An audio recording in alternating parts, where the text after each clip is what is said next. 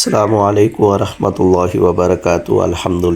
الحمدللہ وکفی والصلاة والسلام علی سید الرسل وخاتم الانبیاء والمرسلین، اما بعد۔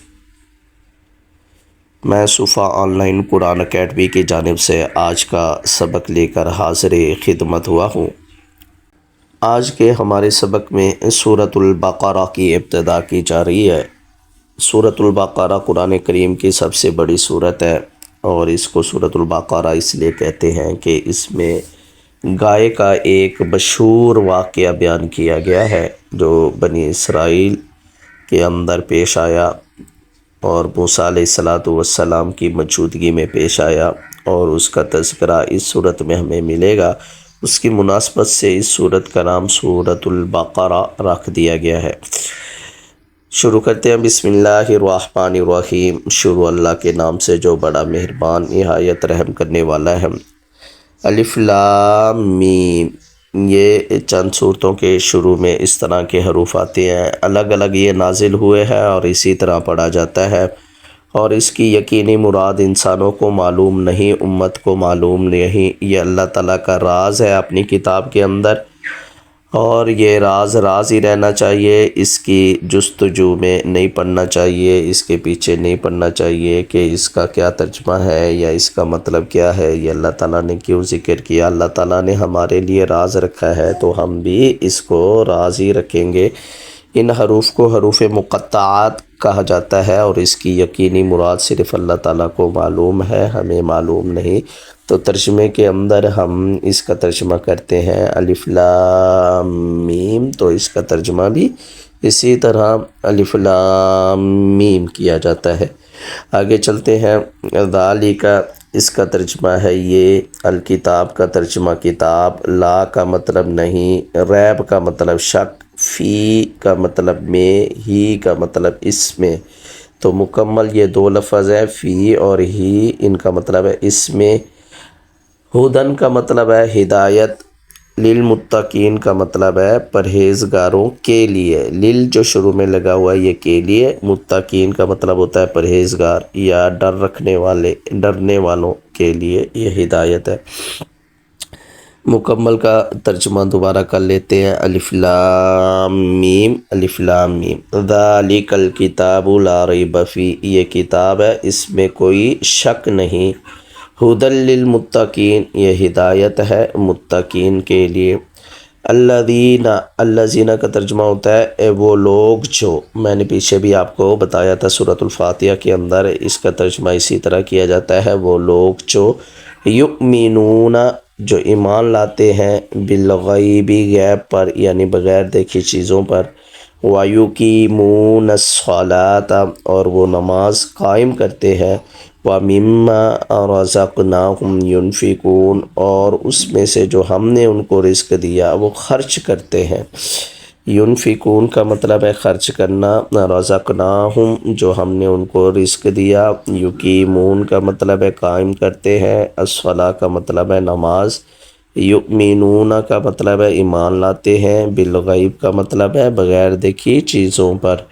مکمل کا ترجمہ پھر کرتے ہیں، الذین یؤمنون بالغیب، وہ لوگ جو ایمان لاتے ہیں غیب پر، ویقیمون الصلاۃ، اور نماز قائم کرتے ہیں، ومما رزقناہم، اور اس میں سے جو ہم نے ان کو رزق دیا، ینفقون، وہ خرچ کرتے ہیں۔ مکمل کا ترجمہ ایک دفعہ پھر دیکھ لیں، انشاءاللہ اس کے بعد ہم اس کی تفسیر کی طرف چلتے ہیں۔ الف لام میم، الف لام میم، ذالک الکتاب لا ریب فیہ، یہ کتاب ہے اس میں کوئی شک نہیں، ھدی للمتقین، ہدایت ہے متقین کے لیے، الذین یؤمنون بالغیب، وہ لوگ جو ایمان لاتے ہیں غائب پر، وَيُقِيمُونَ الصَّلَاةَ، اور نماز کو قائم کرتے ہیں، وَمِمَّا رَزَقْنَاهُمْ يُنْفِقُونَ، اور اس میں سے جو ہم نے ان کو رزق دیا خرچ کرتے ہیں۔ جی اب اس کی تشریح کی طرف چلتے ہیں۔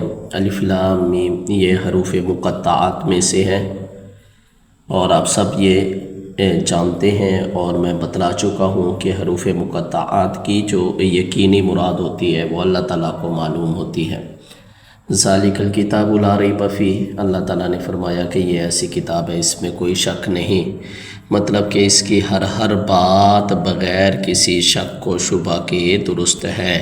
انسان کی اگر کوئی لکھی ہوئی کتاب ہوتی ہے تو وہ 100% درست نہیں ہو سکتی، کیونکہ وہ اس کے گمان پر مبنی ہوتی ہے، اور انسان جتنا مرضی بڑا عالم ہو اس کا علم جو ہے وہ محدود ہوتا ہے۔ محدود علم والا انسان جب کوئی بات لکھتا ہے تو ممکن ہے کہ اس کی لکھی ہوئی بات میں کوئی غلطی ہو، تو 100% اس کو درست نہیں کہہ سکتے، لیکن اللہ تعالیٰ کا علم جو ہے وہ لامحدود ہے، اور اللہ تعالیٰ کی کہی ہوئی بات بھی 100% درست ہے، اس میں غلطی کا اور شک و شبہ کی بالکل گنجائش نہیں ہے۔ اور اگر کوئی اس کتاب کے اندر شک و شبہ کرتا ہے تو وہ اس کی بے وقوفی ہے، اور اس کی ناسمجھداری ہے، اور اس کی سمجھ میں خرابی ہے، اور وہ علم سے ناواقف ہے۔ ھدی للمتقین، اللہ تعالیٰ نے فرمایا ھدی للمتقین، یہ ہدایت ہے متقین کے لیے۔ تو یہاں پر اس بات کو سمجھ لیں کہ جو قرآن کریم ہے یہ کافر مسلمان سب کے لیے جو ہے ہدایت ہے، سب کو ہدایت دینے والا ہے۔ تو اس معنی کے اعتبار سے تو اس کی ہدایت عام ہے، مسلمانوں اور کافروں سب کو پہنچ سکتی ہے اس کی ہدایت، لیکن اللہ تعالیٰ نے خاص فرمایا ھدی للمتقین، کے ڈرنے والے پرہیزگار لوگوں کے لیے یہ ہدایت ہے، یعنی نتیجے کے اعتبار سے جو اس کو پڑھے، اس پر عمل کرے، اس پر یقین کرے اور اس کی تعلیم کو اپنا لے، اس کے لیے نتیجے کے اعتبار سے یہ کتاب ہدایت ہے۔ اور جو اس کو نہیں مانے گا، اس کا انکار کرے گا، تو نتیجے کے اعتبار سے اس کے لیے کوئی ہدایت نہیں ہوگی، اس کتاب کے ذریعے سے اس کو کوئی ہدایت نہیں پہنچے گی۔ الذین یؤمنون بالغیب، یہاں سے اللہ تعالیٰ نے متقین کی پہلی صفت بیان کی ہے کہ وہ غیب پر ایمان رکھتے ہیں، اللہ تعالیٰ کو دیکھا نہیں اس پر ایمان لاتے ہیں، جنت کو دیکھا نہیں اس پر ایمان لاتے ہیں، دوزخ کو دیکھا نہیں اس پر ایمان لاتے ہیں۔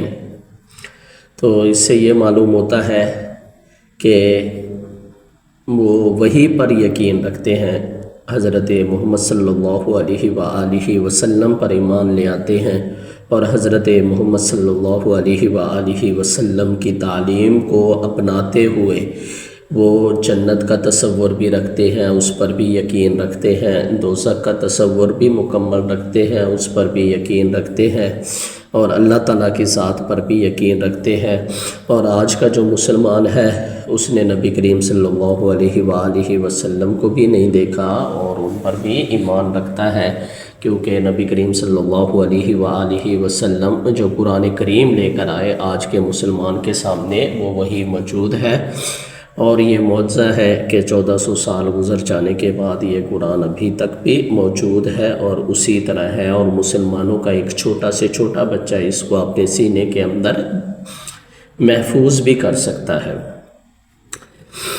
تو وہی اصل میں اللہ تعالیٰ نے یہ سب چیزیں ہم سے غائب رکھی، کیونکہ یہ دنیا آزمائش ہے۔ اگر اللہ تعالیٰ اپنا دیدار کروا دیتے، یا جنت کا دیدار کروا دیتے، یا دوزخ کا دیدار کروا دیتے، تو یہ زندگی پر آزمائش نہیں ہونی تھی، یہ تو پھر امتحان نہ ہوتا۔ اللہ تعالیٰ نے فرمایا الذی خلق الموت والحیاۃ لیبلوکم ایکم احسن عملا، کہ موت و حیات کا سلسلہ جو ہے وہ آزمائش کے لیے بنایا گیا ہے۔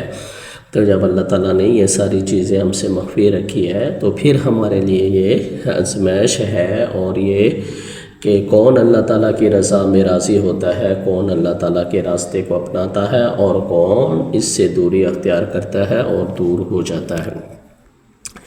دوسری صفت متقین کی اللہ تعالیٰ نے بیان کی وَيُقِيمُونَ الصَّلَاةَ، کہ وہ نماز قائم کرتے ہیں۔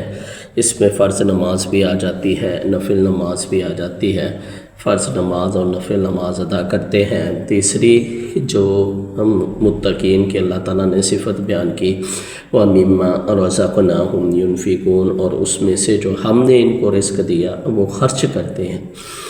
ان زکوٰۃ کے اعتبار سے بھی خرچ کرتے ہیں اور عشر کے اعتبار سے بھی وہ خرچ کرتے ہیں۔ اس کے علاوہ نفلی صدقات بھی خرچ کرتے ہیں۔ مومنوں کی تیسری صفت اللہ تعالیٰ نے، متقین کی تیسری صفت اللہ تعالیٰ نے یہ بیان کی کہ وہ اللہ کے راستے میں جو اللہ نے ان کو رزق دیا ہے اس کو خرچ کرتے ہیں۔ یہاں پر سورۃ البقرہ کی تفصیل مکمل ہو گئی۔ 3 آیات جن کا ہم نے ترجمہ کیا ہے ان کی تشریح بھی مکمل ہو گئی۔ ایک دفعہ دوبارہ لفظی ترجمہ کر دیتے ہیں تاکہ آپ حضرات جو یاد کرنا چاہے اس کے لیے آسان ہو جائے۔ الف لام میم، الف لام میم کا ترجمہ، الف لام میم ذالک الکتاب لا ریب فیہ، یہ کتاب ہے اس میں کوئی شک نہیں۔ ھدی للمتقین، ہدایت ہے متقین یعنی پرہیزگاروں کے لیے۔ الذین یؤمنون بالغیب، وہ پرہیزگار جو ایمان لاتے ہیں غیب پر۔ وَيُقِيمُونَ الصَّلَاةَ، اور نماز قائم کرتے ہیں۔ وَمِمَّا رَزَقْنَاهُمْ، اور اس رزق میں سے جو ہم نے ان کو دیا اس کو خرچ کرتے ہیں۔ يُنْفِقُونَ، خرچ کرتے ہیں۔ اگر آپ خود یا اپنے بچوں کو آن لائن قرآن کریم کی تعلیم دینا چاہتے ہیں تو ہمارے اس واٹس ایپ نمبر پر رابطہ کریں۔ صفا آن لائن قرآن اکیڈمی کا رابطہ نمبر، واٹس ایپ نمبر یہ لکھا ہوا ہے 032167048001، اس پہ آپ رابطہ کر کے واٹس ایپ میسج کر کے آپ رابطہ کر سکتے ہیں۔ السلام علیکم ورحمۃ اللہ وبرکاتہ۔